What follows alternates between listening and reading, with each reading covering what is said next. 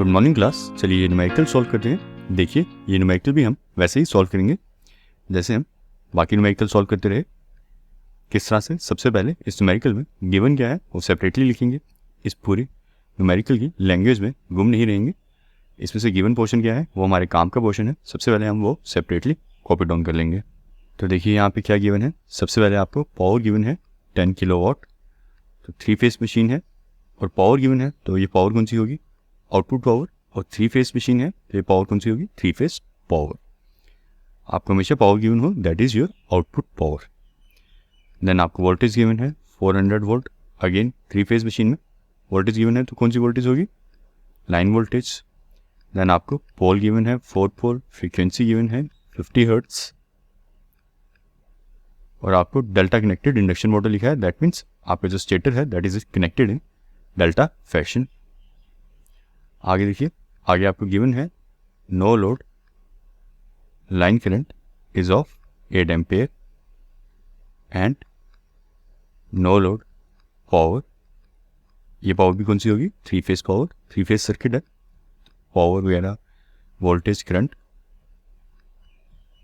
3 phase circuit में power given हो that will be 3 phase power. Voltage given हो line voltage होगी, current given होगी तो वो लाइन करंट होगी। तो ये छोटी सी बात हमेशा याद रखिएगा 3 फेस सर्किट सॉल्व करते हुए। चलिए नेक्स्ट देखते हैं। नेक्स्ट आपको फुल लोड करंट गिवन है, again that is the line current 18 ampere. Next आपको इनपुट पावर गिवन है, वो भी 3 फेज इनपुट पावर होगी, that is of 11.20 kilo watt. और आपको स्टेटर का रेजिस्टेंस गिवन है 1.2 ओम पर फेस। ये कुछ चीज़ें आपको गिवन है, प्लस आपको फ्रिक्शन एंड विंडेज लॉस भी गिवन है 420 वॉट्स। चलिए देखिए काफ़ी कुछ गिवन है आपको। अब आगे देखते हैं पूछा क्या गया है। हमसे सबसे पहले पूछा है स्टेटर को लॉस निकाल के दें। देन हमसे पूछा गया है रोटर लॉसेस निकाल कर दें। देन अगेन कुछ लॉसेस पूछे हुए हैं। तो लॉसेस की न्यूमेरिकल में सबसे पहले आप एक काम करें, नो लोड पावर को यूज़ करें, वहाँ से कुछ कैलकुलेट करने की कोशिश करें। तो लॉसेस की न्यूमेरिकल्स में आपको क्या ध्यान रखना है? आपको सबसे ज़्यादा बेनिफिशियल यहाँ पे नो लोड पावर से कुछ ना कुछ जरूर कैलकुलेट होगा। तो चलिए सबसे पहले नो लोड पावर को इस्तेमाल करते हैं। देखिए आपको नो लोड पावर है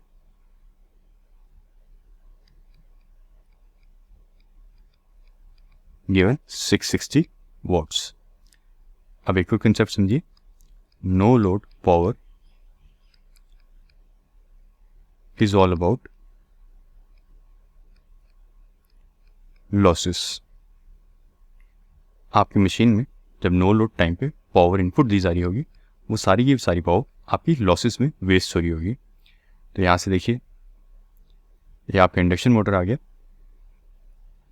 इसे जब आपका रोटर नो लोड पे है, जो पावर इनपुट गिवन की जा रही है वो सारी की सारी पावर आपकी लॉसेस में वेस्ट होगी। तो इंडक्शन मोटर में देखिए किस तरह से लॉसेस होंगे। डिस्ट्रीब्यूशन समझिए नो लोड पावर का, कि आपकी नो लोड पावर किस तरह से डिस्ट्रीब्यूट होती है आपकी इंडक्शन मोटर में। सबसे पहले आपके स्टेटर को मिली है आपकी नो लोड पावर, तो वहाँ पे कुछ स्टेटर में कोर लॉस हो जाएगा। देन आपके स्टेटर में कॉपर लॉस भी होगा। फिर जो पावर बचेगी वो आपकी ट्रांसफ़र हो जाएगी आपके रोटर को, और रोटर में देखिए जो पावर ट्रांसफ़र होगी वो भी सारी की सारी लॉसेस में निकल जाएगी। रोटर में भी कुछ कोर लॉस होगा। देन आपका रोटर में कुछ कॉपर लॉस भी होगा। Then rest of the power जो बचेगी वो आपकी फ्रिक्शन एंड विंडेज में लॉस हो जाएगी। ठीक है, तो नो लोड पावर जो आपकी इनपुट नो लोड के टाइम पे दिया जाता है पावर का, वो सारा का सारा वेस्ट हो जाता है एज लॉसेस। और किस तरह से? सबसे पहले आपके स्टेटर को मिली तो कुछ पावर आपकी कोर में लॉस होगी। देन आपकी वाइंडिंग में कुछ लॉस होगी, ये आयरन लॉस भी कहते हैं इसे। देन आपकी rest of the power air gap power आपकी रोटर में ट्रांसफर हुई, तो आपके रोटर में भी कुछ कोर लॉस हो जाएगा। देन आपके रोटर में कुछ कॉपर लॉस भी हो जाएगा, और बची हुई पावर जो बच जाएगी वो भी वेस्ट हो जाएगी। कहाँ पे? फ्रिक्शन एंड विंडेज लॉस में। तो आपका no load power is all about losses and it goes to waste in this kind of losses. चलिए अब आगे देखिए, ये आ गया आपका 660 इज इक्वल टू stator core loss plus stator copper loss. Copper loss कैसे निकालेंगे आप? स्टेटर में आपकी जो फेस करंट बन रही है उसका स्केल मल्टीप्लाई बाय स्टेटर का रेजिस्टेंस दैट इज गिवन। अब देखिए रोटर का कोर लॉस क्या बनेगा। देखिए नॉर्मल सा कंसेप्ट समझिए, कोर लॉस आपका जो होता है वो फ्रीक्वेंसी डिपेंडेंट होता है, और आपके इंडक्शन मोटर में आपकी रोटर की फ्रीक्वेंसी बहुत कम होती है, कुछ 2 हर्ट्ज़ 4 हर्ट्ज़ 3 हर्ट्ज़ के आसपास की फ्रीक्वेंसी होती है।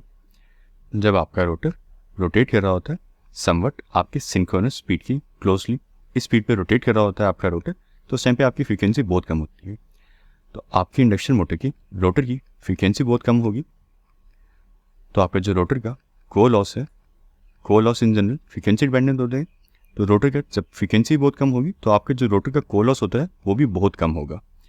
सो rotor core loss is taken as 0 when your rotor is running at speed close to your synchronous speed. और इसे ऐसा से मेंशन किया जाता है कि जब आपकी इंडक्शन मोटर की स्लिप बहुत कम होगी तो उस टाइम पे आपका रोटर का कोर लॉस निग्लिजिबल होगा। ये स्लिप कम होना और ये NR इक्वल टू NS होना ऑलमोस्ट एक ही बात है। अगर आपका ये 1500 है NS, NR 1460 है डिवाइड बाय 1500, इस टाइम पे आपकी स्लिप भी कम आएगी। तो आप ऐसे कह लीजिए कि आपका रोटर नियर सिंक्रोनस स्पीड जब रोटेट कर रहा हो उस टाइम पे रोटर कोर लॉस निग्लिजिबल होते हैं, या आप ऐसे कह लीजिए जब आपका स्लिप की वैल्यू बहुत कम होती है तो आपके रोटर का कोर लॉस निग्लिजिबल होता है। दोनों बातें एक ही हैं, इन दोनों में फ़र्क नहीं है, ये दोनों स्टेटमेंट्स एक ही बात कह रही हैं। तो यहाँ से देखिए आपके रोटर के कोर लॉस को हम क्या लेंगे 0, रीज़न भी कोर लॉस फ्रीक्वेंसी डिपेंडेंट होते हैं, और आपके रोटर में फ्रीक्वेंसी जब वो आपका रोटर आपके सिंक्रोनस स्पीड से पास्ट में रोटेट कर रहा हो तो उस टाइम पे आपकी रोटर की फ्रीक्वेंसी बहुत कम होती है, और आपका रोटर का जो कोर लॉस होता है वो भी बहुत कम होता है, and it is actually considered to be 0। तो आपका रोटर का कोर लॉस क्या हो जाएगा 0। आगे चलिए, rotor copper loss is already given to be 0 at no load condition. आप ऊपर न्यूमेरिकल पढ़ेंगे तो आपको वहाँ मिलेगा कि rotor copper loss has been asked to taken as 0, और फ्रिक्शन विंडेज लॉस गिवन है आपको 420 वॉट्स। ये सारा था आपका पावर का डिस्ट्रीब्यूशन आपकी नो लोड के दौरान आपकी पावर कहाँ कहाँ डिस्ट्रीब्यूट होती है। तो देखिए और याद रखिएगा, no load power input power is all about losses. चाहे आप ट्रांसफार्मर पढ़ रहे हों, चाहे आप DC मशीन पढ़ रहे हों, इंडक्शन मोटर पढ़ रहे हैं, no load power is always all about losses, चाहे मशीन कोई भी हो। तो चलिए आगे देखिए, स्टेटर का कोर लॉस। यहाँ पे हमें नो लोड करंट गिवन है आपको 8 ampere, that is line current. हम यहाँ पे फेस करंट लेंगे, फेस करंट लेते हैं, और ये आ गया आपका टोटल एक्सप्रेशन कुछ इस तरह से। यहाँ से स्टेटर कोर लॉस देखिए क्या बन जाएगा आपका 240 माइनस 76.8 इक्वल टू 163.2 वॉट्स। ये आ गया आपका stator core loss, and it is a constant loss. Constant loss से क्या मतलब होता है, आपका रोटर नहीं रोटेट कर रहा, एट स्पीड 0 है, या आपकी रोटर की स्पीड बढ़ चुकी है from no load speed to full load speed. आपका जो स्टेटर का कोर लॉस है it will remain constant throughout the speed, and are आपका 0 से लेके अपनी हाईएस्ट फुल लोड स्पीड भी पकड़ लेगा, जो भी उसकी स्पीड होगी उस स्पीड तक भी पहुंच जाएगा। ये लॉस आपका सेम ही रहेगा core loss, so it is considered to be a fixed constant loss. चलिए आगे देखिए, आगे आपसे क्या पूछा गया है। सबसे पहले आपसे पूछा था स्टेटर कोर लॉस निकाल के दें, वो हमने निकाल दिया। नेक्स्ट आपसे पूछा है रोटर के लॉसेस निकाल के दें, चलिए अब वो निकालते हैं।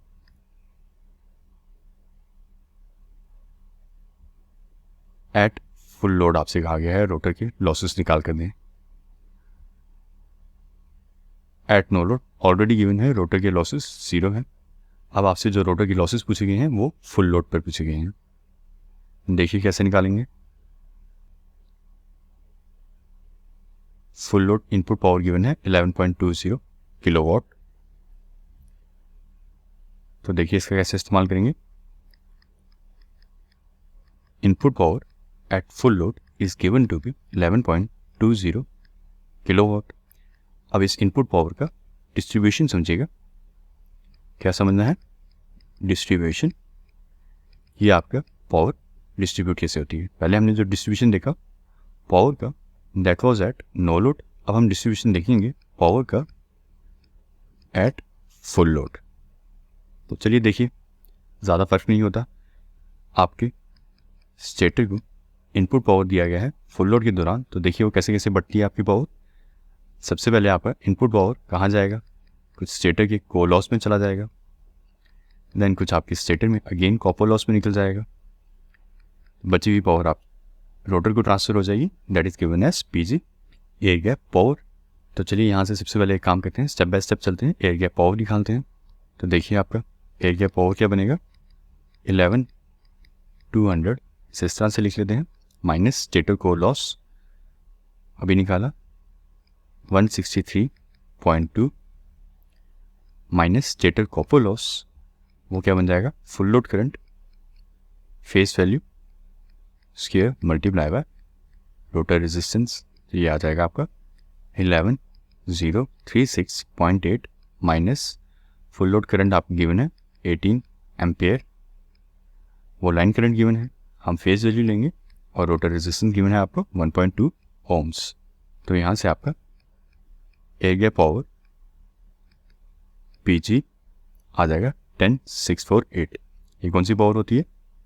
जो आपके स्टेटर से रोटर को ट्रांसफ़र होती है थ्रू द एयर, इस पावर को कहते हैं एयर गैप पावर। अब आगे चलते हैं, आगे देखते हैं एयर गैप पावर का डिस्ट्रीब्यूशन कि आपके रोटर सर्किट में ये जो पावर होती है ये किस तरह से डिस्ट्रीब्यूट होती है। नेक्स्ट हम वो देखते हैं। अभी तक हमने देखा जो इनपुट पावर आती है आपके स्टेटर को, वो कैसे डिस्ट्रीब्यूट होती है। एक बार रिवाइज कर लीजिए कैसे डिस्ट्रीब्यूट होती है। जो पावर आपकी स्टेटर को मिलती है वो स्टेटर के कोर लॉस में, देन स्टेटर के कॉपर लॉस में निकल जाती है पावर, देन बची हुई पावर आपके रोटर में ट्रांसफर हो जाती है पीजी। ठीक है, अब आगे देखिए पीजी किस तरह से डिस्ट्रीब्यूट होती है। देखिए एयर गैप पावर पीजी आपकी जब रोटर में आती है तो कुछ रोटर में कॉपर लॉस हो जाता है, देन आपके रोटर में कुछ कोर लॉस भी हो जाता है, देन आपके रोटर में कुछ फ्रिक्शन एंड विंडेज लॉस भी हो जाता है, और उसके बाद जो पावर बचती है वो फाइनली पहुंचती है एज एन आउटपुट पावर, जिसे हम शाफ्ट पावर कहते हैं, जो आपकी शाफ्ट पे पहुंचती है कुछ काम के लिए।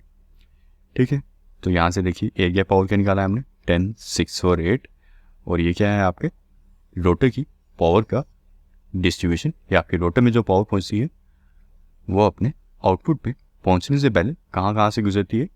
This is your air gap power distribution. तो देखिए रोटर कॉपर लॉस क्या बनेगा आपका, कैलकुलेट कर लेते हैं। Rotor core loss will again be a 0, then friction windage loss is also constant loss, ये आपको गिवन है एज 420 वॉट्स, तो ये कॉन्स्टेंट रहेगा। देन जो पावर आपको शाफ्ट मिलेगी वो भी आपको गिवन है,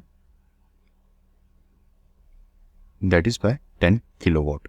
ये जो पावर होती है ये आउटपुट पावर होती है, जो आपकी इंडक्शन मोटर फुल लोड पे, जो आपकी मशीन फुल लोड पे आउटपुट पर देती है आपको वो वाली पावर गिवन होती है यहाँ पे। So P shaft is given as 10 kilowatt. तो यहाँ पे लिख दीजिए 10 किलोवाट। यहाँ से देखिए 648 is equal to rotor copper loss plus 420, and rotor copper loss can be calculated as 228 watts। यह आ गया आपका रोटर कॉपर लॉस। लेकिन जो आपसे ऊपर पूछा गया था सी पार्ट में या बी पार्ट में, जो सा ही पार्ट था वो था कि रोटर के लॉसेस कैलकुलेट करके दें। रोटर के लॉसेस क्या होते हैं ज़रा समझिए। रोटर में जो कॉपर लॉस होता है ये तो सुन के ही लगता है कि रोटर का ही लॉस है, देन आपकी रोटर में जो कोर लॉस होता है वो भी आपका रोटर का ही लॉस है, though it is taken as 0, plus जो आपके रोटर में फ्रिक्शन एंड विंडेज लॉस होता है that is also taken as a part of rotor losses. So your rotor losses is compose of rotor copper loss, rotor core loss and friction and windage loss also. तो आपका rotor loss क्या बन जाएगा, rotor losses कितने बन जाएंगे 228 plus 0 plus friction and windage loss 420, तो आपके रोटर लॉसेस कंप्लीटली बन जाएंगे 648 वॉट्स। तो देखिए यह आपका क्वेश्चन का आंसर हो गया कि टोटल रोटर लॉसेस निकाल के दें। टोटल रोटर लॉसेस कौन से होते हैं, rotor copper loss plus rotor core loss plus friction and windage loss, और आपका सी पार्ट भी हो गया रोटर ओमिक लॉस निकाल के दें, वो हमने नीचे कैलकुलेट किया है 228 वॉट्स। तो अब नेक्स्ट चीज़ आपसे पूछी गई है फुल लोड स्पीड निकाल के दें। तो चलिए ये निकालते हैं। ये देखिए कैसे निकालेंगे, your rotor copper loss can also be written as S multiply by PG। Rotor copper loss अभी हमने निकाला 228, और ये जो लॉस निकाला ये कौन से टाइम पे निकाला था, फुल लोड लॉस के टाइम पे। तो ये जो स्लिप आएगी that will also be full load slip, और ये आ गया आपका PG। अब यहाँ से PG भी हम कैलकुलेट कर चुके हैं। देखिए क्या कैलकुलेट किया था हमने PG,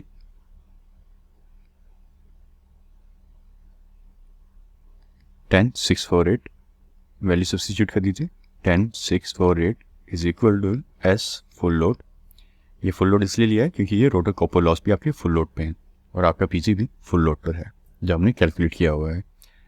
तो S full load is equal to 0.0214।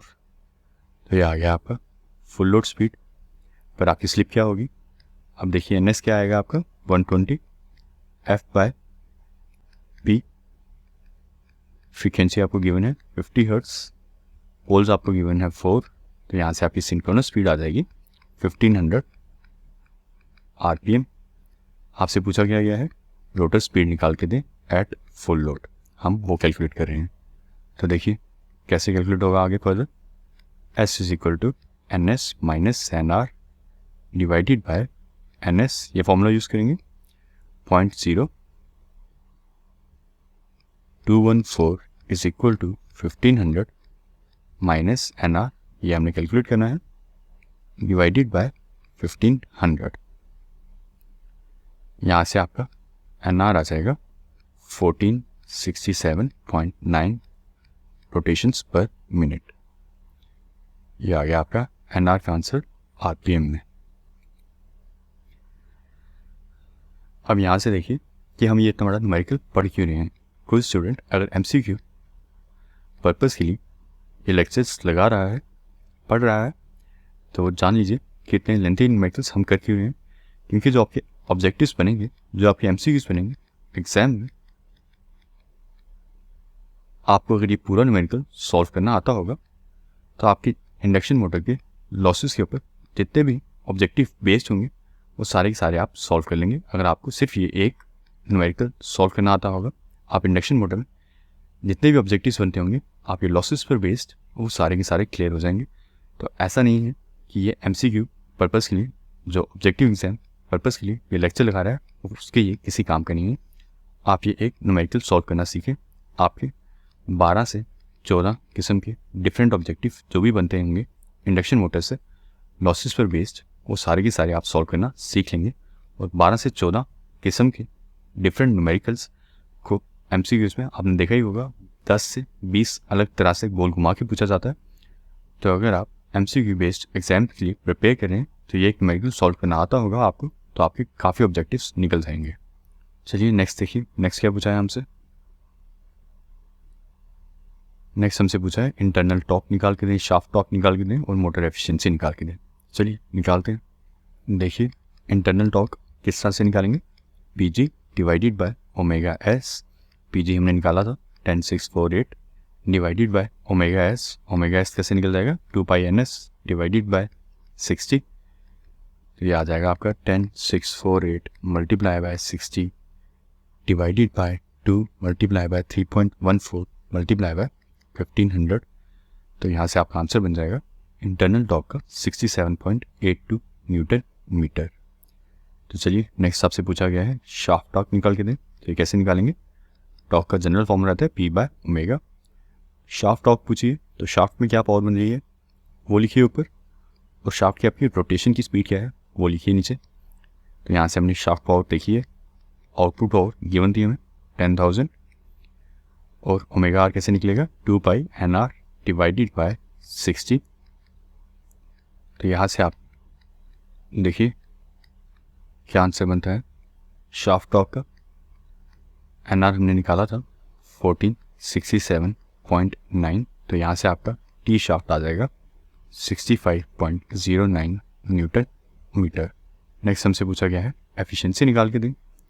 Efficiency कैसे निकालेंगे, power output divided by power input, ये रहती है आपकी एफिशिएंसी। और फुल लोड एफिशिएंसी पूछी गई है।